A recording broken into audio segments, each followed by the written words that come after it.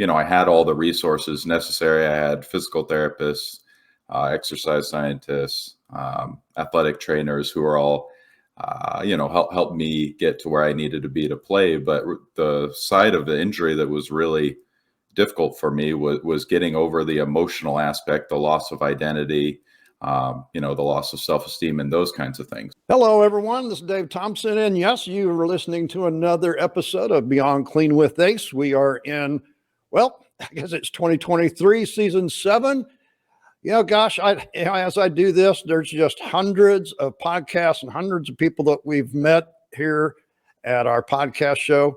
So glad to be with you again today. And, we talk with everybody. And as it says up here, Beyond Clean with Ace. Why do we say that? We're not talking about just cleaning and mopping and, all that kind of stuff. No more of that boring stuff. I know how you feel about that, folks. But you know what? Things happen in our world. We have injuries, and then there's things we have to deal with. And hey, I'm just like everybody else. I've had those things too.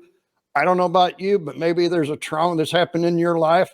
Got somebody on the line today that, I think he's got a few ideas about how to deal with those things, in your personal life and in your business life. So let's see if our technology works with us today, and let's see if we can bring Keagan. Are you there? I can see you.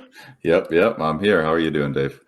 Okay, so folks, if you have been listening before, we have usually done our podcast by audio only, but this year we're doing both audio and, visual. Yeah. So see, now you can see Keagan smile. There he is. So tell us a little bit about who you are, what you do, and why are we listening to you today, Keagan? Great question. So essentially, I'm an author, and I was an athlete for a very long time. I played American football for nearly 2 decades. I played through college and then briefly afterwards.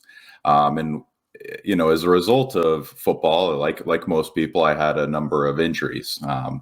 As a result of my entire career, I tore both of my ACLs, requiring 4 surgeries, and had a number of other things that I went through. But what I noticed is I really struggled with the psychological side of physical injury.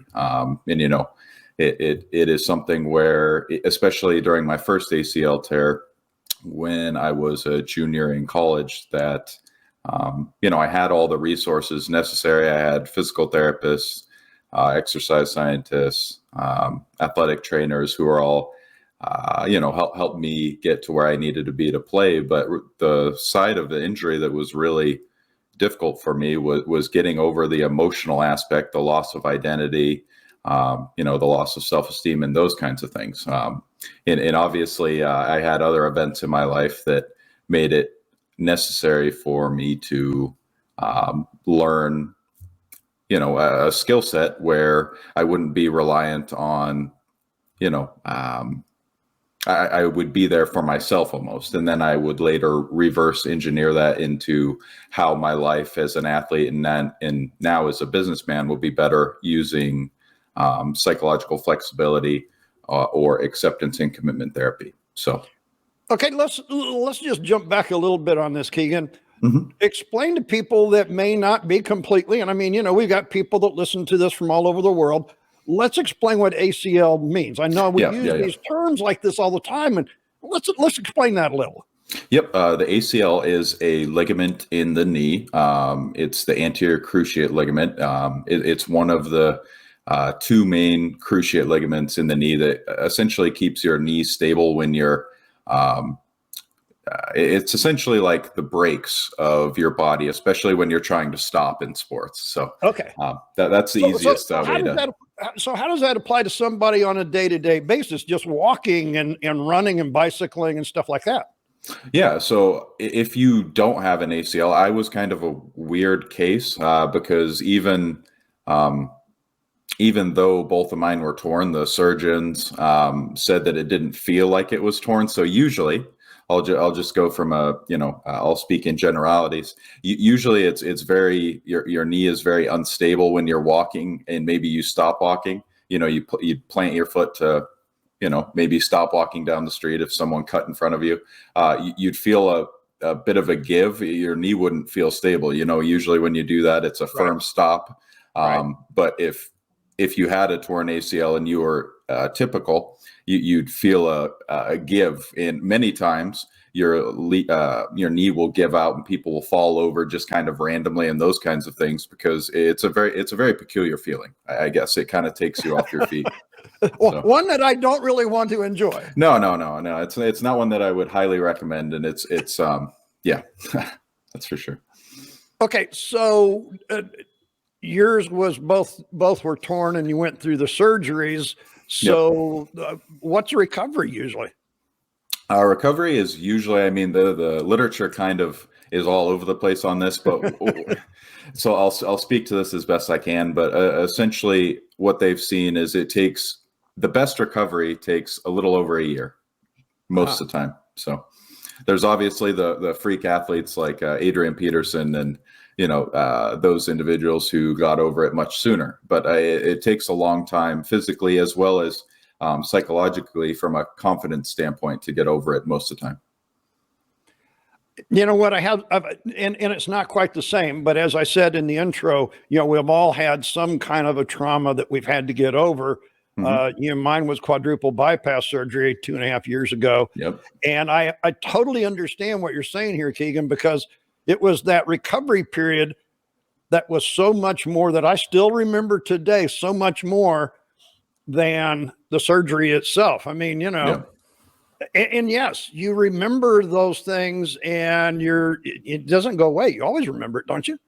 Yeah, certainly. There's no control at the delete button for the brain, unfortunately. I've been searching for it. I haven't found it, but it's really hard to get over, a lot of those things that you just can't forget. So most people struggle with that the most, and that affects their business life as well, I would imagine. Yeah, it's just like anything else. When something happens in your life, these skills that I've had to cultivate are applicable. I'm very, thankful, but they're applicable in life because we obviously don't want negative things to happen to us or our businesses, but it's inevitable. There always will be some challenge or difficulty that you'll come across, and being more psychologically flexible will only help you in your business pursuits and just in your day-to-day relationships with, your loved ones. I'm kind of imagining that somewhere during that first year that you decided, or was this something that, immediately afterward you go, okay, well, that part of my life's over and I got to learn something new. How long did it take? Yeah. So I'll go into a bit more of the specifics on why I learned about this, I guess. After my second surgery, I'll back up just slightly. Okay. Essentially, I'll never claim that I figured out that this is what I wanted to do after I got hurt. I don't learn that quickly. I'm a very slow learner. My fiance will tell you. So I had to go through a bit more trauma before I actually learned these things. So what happened? Maybe we need to get her on here and get her viewpoint. Yeah. I'm sure she'd love to have a conversation with you. I could just see that'd be a whole podcast in itself, Keagan. Yeah. I guarantee it would be. So essentially what happened is after my second ACL tear, I was again at a private tryout for the CFL, or Canadian Football League. And I tore it towards the end of the tryout. And after that, my life kind of fell apart because I was a football player essentially my whole life. And, I woke up the next day and I pretty much knew that my career was over. So I was no longer, a football player. So that's a very difficult thing for, a young adult to come to terms with.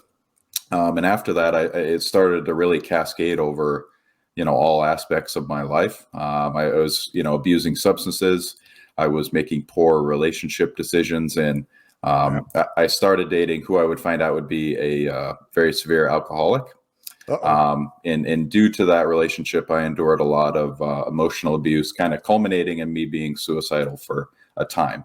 So that's what put me on kind of the, the road of, I knew my life needed to change or it wasn't going to end up the way I wanted it to. So now this brings you to obviously me getting out of that relationship and getting, starting to get the therapy that I needed. So, and this is what you see in the news so much today is, everybody wants to focus on the visual things that are creating our trauma in life. And I'm just going to say it that way. There's a lot of turmoil going on in the world, and we always want to focus on the items. But as what you're saying here, Keagan, the items are not the issue. It's that mental that you can't see. Yeah. A lot of times people are carrying around issues, just day-to-day they have stuff going on in their lives. And that's generally what's most important to them as well. And if they don't have any way to combat or prepare themselves for the next hurdle, it really sets them up for difficulty. I imagine that then saying, I need a therapist was next hardest thing. Yeah. Well, I mean, that time I'll go a little farther in the story. So obviously, that's when I thought I was at bottom. I got out. I started getting therapy, but that's actually when I was the most frustrated because when I started seeing my therapist, I knew I was doing the right thing, but I wasn't seeing any progress. I was still having, those thoughts. And, it just wasn't going the way I wanted it to. So I scoured the internet because I didn't know the answer, and I needed to know the answer. If there's any other type of intervention that would maybe benefit me more. And I came upon acceptance and commitment therapy, which is slightly different than what I was going through, which is most people think, when they think of therapy, it's cognitive behavioral therapy, and I can explain the differences. But that's I changed therapists, and I started to slowly creep out of, my hole that first session. It obviously wasn't a magic pill or anything like that, but I started to see that very slow, measured progress. So I'm thinking, was that the therapist as a person, or was it the style of the therapy that helped you get out? It was more so the intervention itself. ACT is definitely different than CBT, just in what its goal is, I suppose, because CBT essentially looks to minimize, your feelings of depression or negative thoughts and stuff like that. And I'm one of those people who, if you say, don't look over there or don't think that, I'll look over there and That's the first thing you're going to do. Yeah. Oh, you're one of those people that when the accident's on the road, you stop and look the accident over there instead of drive forward. Yep. My fiance would definitely tell you that's me. Yep. That's here she is again. I mean, she keeps creeping up in this conversation, Keagan. Yeah. I know. If she's finishing up her doctorate, so she couldn't make it today. Probably at my benefit, just so I stay out of trouble. But yeah. So essentially, it's just a slight difference in how you're dealing with it. So CBT, again, looks to minimize the negative symptomology, and ACT essentially looks to help you deal with the inevitable negative things that will occur in your life. So.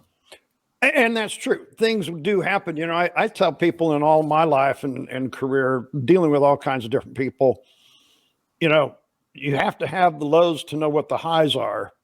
Mm-hmm. You just have to focus on the highs because the lows will always be there. Yeah. And I mean, especially, society today kind of tells you that if you're sad, something's wrong with you. But I mean, if you dive into that a little bit, if you lost a loved one, I'd be more worried about you if you weren't upset than if you were, because to love in life is obviously the greatest gift, and that comes with a negative side effect. Obviously, when you lose someone you love, it's extremely difficult. It's just like anything else, Keagan. I love certain types of food, but man, mm-hmm. I know that as much as I love it, that it's going to give me problems later. There is a good and bad to almost every decision we make. It just depends on which one you're going to focus on and which one you're ready for. Yep. Yeah, certainly. I couldn't agree more. There's always a backside to the coin. Well, and sometimes there's more than one side to that coin.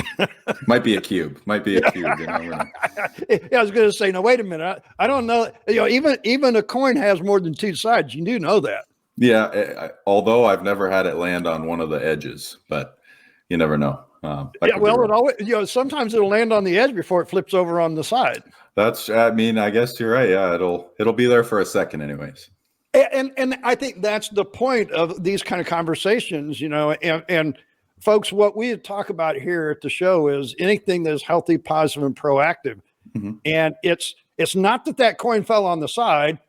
It's when it does, and which is life. Mhm. Which way are you going to flow with it? Yeah, certainly. And how are you going to prepare yourself for the next time it happens as well? Obviously, because again, as you alluded to, there'll always be a next time. So I'm thinking you've done a lot with this now because these aren't the issues in your podcasting and doing other stuff. So let's fast forward maybe. Yeah. So essentially, fast forward a little bit. Obviously, when I got farther along in my therapy, I'm a writer. Just is who I am, and as a result of that, my therapist gave me a lot of writing assignments to get a handle on my emotions, and it kind of culminated in me having the outline for my book. So I thought about, what do I want to put out in the world after, I became, I finished my doctorate not long ago in 2021, and I wanted to put out content for, all the people who are going through this and kind of feel alone psychologically. So I went to the internet and I found a whole bunch of references to really dive into the literature behind acceptance and commitment therapy. And I know obviously the book is centered around, the title is heavily geared towards those who have torn their ACL, but this really goes into how any individual can benefit from psychological flexibility, because it doesn't just go into me, playing sports or how I, would have benefited as an athlete due to these, skills, but also as a person, because I have very intimate stories in there about all the way back when I was a freshman in high school. I have severe anxiety that has led to panic attacks a number of times. And I depict an instance where I, would go and essentially hide in the bathroom just because I would get kind of overstimulated and I could feel panic attacks coming along, as an athlete, which isn't something you typically think of when you think of a high school football player. So I just depict that. And then I go into how it could have, my life could have been improved with these skills. So.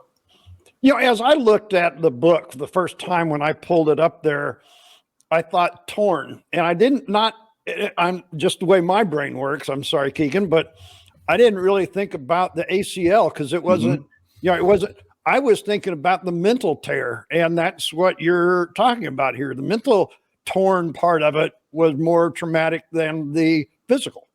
Yeah, essentially. And you don't have to tear your ACL to have one of those psychological challenges.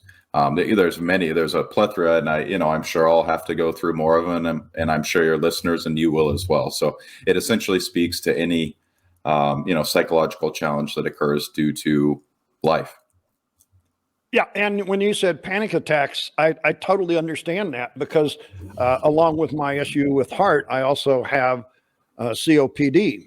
And got to tell you, folks, breathing is very essential. And whenever you're struggling to breathe, as I've grown older, the panic attacks from not being able to breathe like I want to comes more frequently. And, I had a recent visit, I'm telling people right here, my doctor said, there's nothing physically wrong with you. You maybe need to start talking to somebody about it. And I think that's where we all have this decision in our head. When's that time? Yep.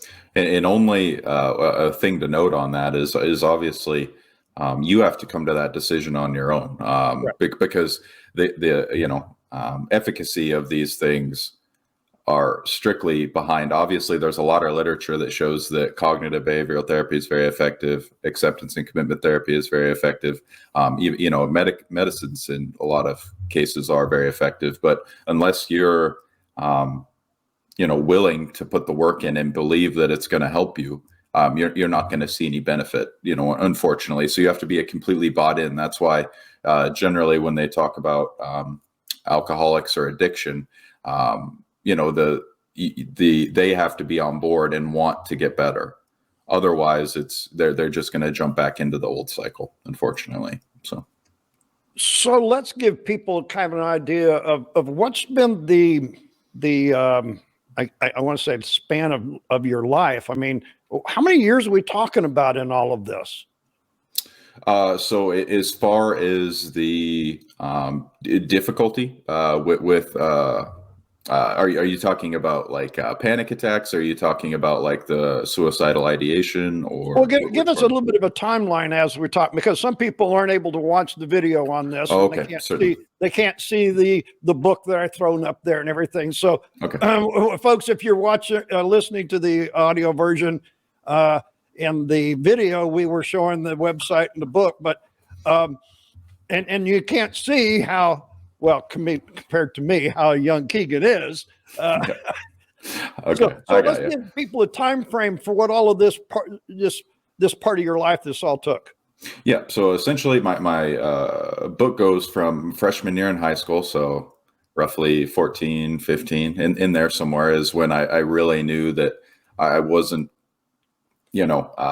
typical. I guess I had issues that, unfortunately just kind of run in my family that are make things a bit challenging. And then, fast forward to, I was probably 22 when I tore my first ACL, and I started to really understand that as soon as you take, an athlete's sport away, you're essentially taking away their main coping mechanism. So you're kind of left to your own devices. That's when I started drinking more and those kinds of things. And then my second ACL tear was probably when I was 24, 25, little after college, obviously, playing football. And then fast forward to, the real challenge in my life was from 25 to 27 and a half was when it was probably most difficult. And at this moment, I am 30 years old. So it's been, the book essentially spans most of my life at this point. And so I'm kind of imagining the reason you do podcast and book is because you now have grown at 30 to start doing something different with all of this. Yeah. So essentially it's led into, I'm doing a couple things with this, obviously. I'm helping other researchers develop a framework to give to those practitioners like athletic trainers, especially, or physical therapists, to kind of address these psychological challenges. So the students aren't alone, in this realm of injury. Instead of just working on the leg strength, you have to address the underlying issues as well. So that's one part of what I'm working on. I have my blog when I try to provide as much information as possible to my readers on knee injuries, and also, just the psychological effects of them. And then I also, I obviously, as you alluded to, do podcasts to, network, as well as get my name out there. And I will be starting my own podcast, hopefully by 2024. I'm trying to be as conservative as possible. So, well, and I think that's the interesting part of this, Keagan, is that life situations change what we do, not always for the negative. You can take something that's happened and make something positive out of that. Most people, as we grow older, that's what happens. And as you've been saying, it's our choice, right? Yeah, certainly. And I actually find, obviously I love football with, everything I had, but I find just as much enjoyment. I also provide, therapy and coaching to individuals who are in that situation where I would have needed it. And it's by far more gratifying and satisfying to help someone who is in, the same situation that, I was in. So that's probably my favorite part of, what I'm currently doing. But obviously, I only have so much time in a day, so I'm also working on courses and things of that nature to provide to universities and other institutions to help these individuals. So I'm trying to put myself out there as much as possible in order to help these individuals. No, I'm just thinking here as you're talking about this, Keagan. I'm thinking, you know what? There had to be some of this stuff out there before all of this happened to you. And you're saying you're building this stuff. Is it really all that new, or is it your take on what happened? Essentially, it's directed, at least in what I'm doing, it's directed completely towards athletes. And athletes, are unfortunately, and I was one of them, we're not known for our likelihood for us to go to a therapist. So, I mean, you're too big macho guy to do that, right? Yeah. Yeah. I mean, I even remember, in college, us having, some mindfulness techniques and stuff like that. And all the guys kind of, laughing about it afterwards and stuff. But sure. I mean, it truly, and that's what I try to do in the book is I kept it, very decently short, obviously. And I wanted to put a spin on it to where it's not just, to protect you for the future, but it's also, there's a lot of literature. And I think it's the best way to package it, that you'll actually become a better athlete. You'll make better game time, split decisions where you're under pressure. I think if you can package it like that, you'll get a lot more buy-in from athletes. So. I remember what my surgeon said after the surgery, when I was in recovery and the last couple of days before I left the hospital. He said, you're going to become more aware of your body than you ever have in your life. You will never forget. And of course, he had some other things he added to it, but yeah, certainly you do. You when these traumatic things happen to your body, you remember. Even after the recovery, it does not go away. We talk about people in the cleaning industry that, hey, I would say that a large part of the people that we're speaking to today, Keagan, are of the age over 55. Mm-hmm. There's a lot of people in the cleaning industry that's still that way. They've had the trauma, they've had the injuries. Mm-hmm. And in some cases, that's why they're in the cleaning business, because this is the type of work they can do. But those injuries still linger with them. They're still there. Yep. I think that's why some people in the cleaning industry clean at night, where, when those things bother them, there's not anybody else around. I've always said it's out of sight, out of mind, but we still need a little bit of that encouragement. Yeah. And I totally, empathize with that too, because we're on, no one really talks about it, but we have kind of a growing issue of total knee replacements. And that's kind of another thing that I'm looking to work on in the future as well is I've been told, for years now, ever since my second ACL injury and fourth surgery, that I'm on essentially the fast track to have a total knee replacement. They wanted to start talking to me when I turned 30, and I'm 30. Those conversations are getting really close now, huh? Yeah, well, I've spent a lot of time, obviously, just like mentally finding stuff that will help me, and I'm a very determined person. So I'm essentially out to my next project. As soon as I finish this up, will be preventing total knee surgeries, because it's essentially it's going to be my next endeavor, and I feel like it could help a lot of people, because I've had to change the way I train, obviously, because I still work out. It's still kind of my, my extra therapy, I guess you could say. And I've had to completely change the way I do that to, I strictly focus on joint exercises that, stress my knee joint. I'm a little counter the culture where, usually if you'd hear about someone in my position, they'd probably do everything they could to not stress their knee. But they're going to avoid that completely, right? Yeah, and that's how, the phrase you if you don't use it, you lose it, is very real. And I mean, it's just like anything else. If I want to have the strongest knees, in this case, I do. You'd never tell someone who wanted a big biceps to not stress their biceps at all. Don't ever work out your biceps, otherwise, it's not going to be good. Right. So I mean, anyway, you do have to systematically. Obviously, I'm not telling people to do exactly what I do. I've been slowly creeping along, and I'm able to do things now physically that I couldn't do before surgery. But there is a way to very slowly work on essentially just your joints. That's all I do. I do kind of some peculiar exercises. I'm definitely not a normal person you see in the gym. I'm not doing a lot of sexy things, but I feel better than ever. And I've returned to snowboarding and stuff like that I never thought I would get to do. So I'm very, very happy. Well, and I think that goes too. I mean, I understand what you're saying.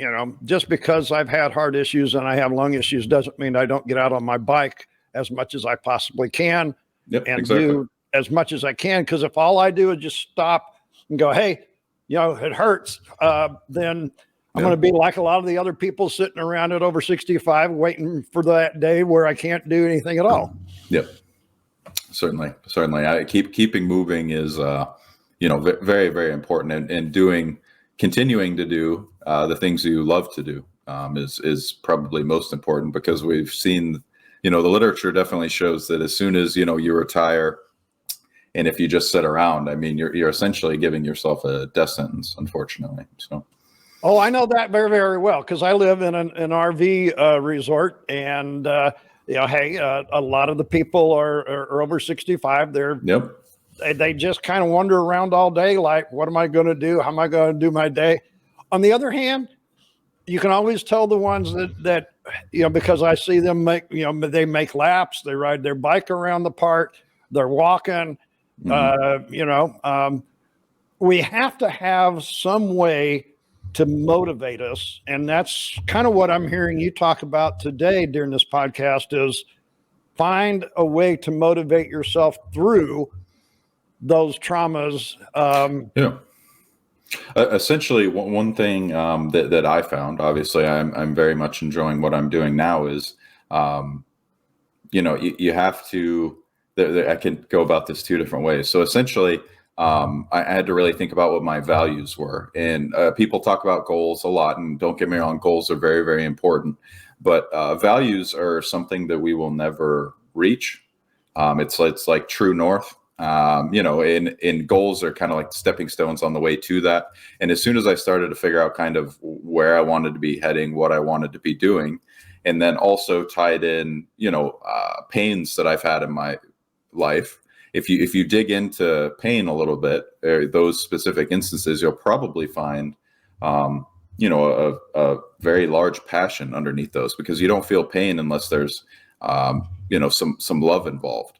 So that's essentially what led me to this career. So I was looking at your website here, and I noticed that you have a number of links and places that people can go. And I think this is very beneficial, folks.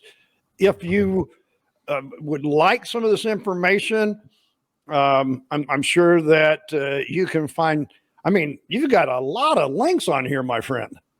Yep. Yeah. I've slowly been accumulating, things that I think would be helpful for those with different issues that, I've struggled with, or some of my clients have struggled with. Different patients have come forward and said, this really helped me. Would you be willing to put this out there? And I'm always, if it's helping one of my clients or patients, I'm definitely going to try to put that forward as much as I can. So. Okay, so folks, some of you've been able to see this. What is your website, Keagan, for those that are listening? Yep, it's theacltherapist.com or KeagenHadley.com. But since my name gives people fits in spelling, I usually just tell them theacltherapist.com. Okay, and you can see his email address scrolling across the bottom. Yep. Any other things that we would want to impart here? We've given people a lot, and I think that your website with all of the links on there, give people a way to go and find some of that research you've already done. Yep. Yeah. It gets them started on the path, I was on, because you can find whatever you want, especially nowadays on the internet, if you only take the time to look. So I give people kind of like a boost just to get started if they are looking.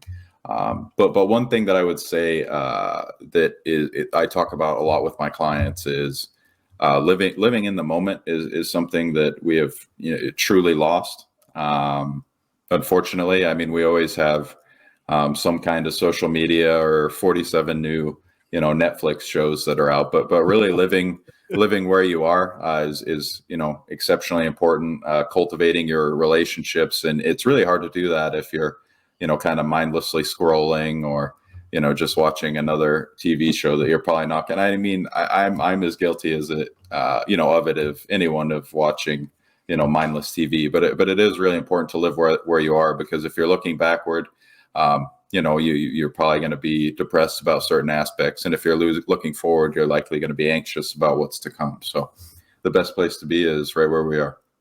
Life does have a lot of choices, and we make those every day, folks. And it's what you decide to do with that choice that's going to dictate the outcome. As Keagan has said here today, he's given you kind of a jump start if you're dealing with some of this trauma. I think it was interesting you didn't deal with just the ACL. You dealt with a lot of the other things, the PTSD. We've had a couple of gentlemen over here the last year talk about that. Medication isn't always the way to go. There's, it's therapy of the mind. And some of this is what we can do for ourselves. We don't need somebody else always, as you said. We've got to start that ourselves. I think that's great. Yeah, you have to make the decision yourself. Generally, you can't completely dig out of a hole with no one involved. And I don't mean just a professional always, but many times you come to trauma due to a relationship. You need another relationship to get out of that situation, whether, again, that's, a friend, a fiance, someone else who you trust in your life. You're likely going to need someone else to kind of walk you out of that. So, folks, if you're listening to the podcast, you can find all of this podcast and all the other ones we've done over the last 6+ years, beyondcleanwithace.com. We're now on the video channel, so you find that over on the YouTube channel. The links are all there. If you want to get with our full experience here at the Academy, this is at academyofcleaning.com, where you can find everything about all the courses, everything that we have for the commercial cleaning industry. You might also notice that I've got a podcast, or kind of a broadcast more, that I'm doing every Monday afternoon at 2:30. It's called Cleaning with the Academy. We'll give you a week of a little bit of a hack for you, and then a free 1 hour of consultation live right here on the air. So we hope you join us some Monday afternoon. Keagan, there's always two things I ask a guest before I let them go.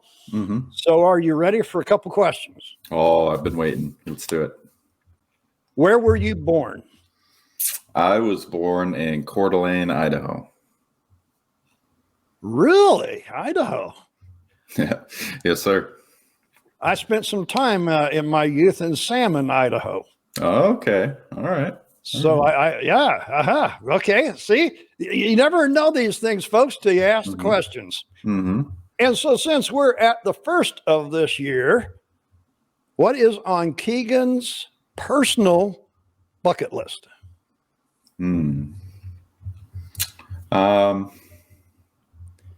Obviously, I wanted to get married. I bring her up again. I could just feel that one coming. I was like, or is he going to put it off till next year or what? No, it's this year. It's this September, and we couldn't be more excited for that. And then we're also, looking forward to her graduating, and I hope to, achieve a financial goal of paying off the house within, the next probably couple of years. So.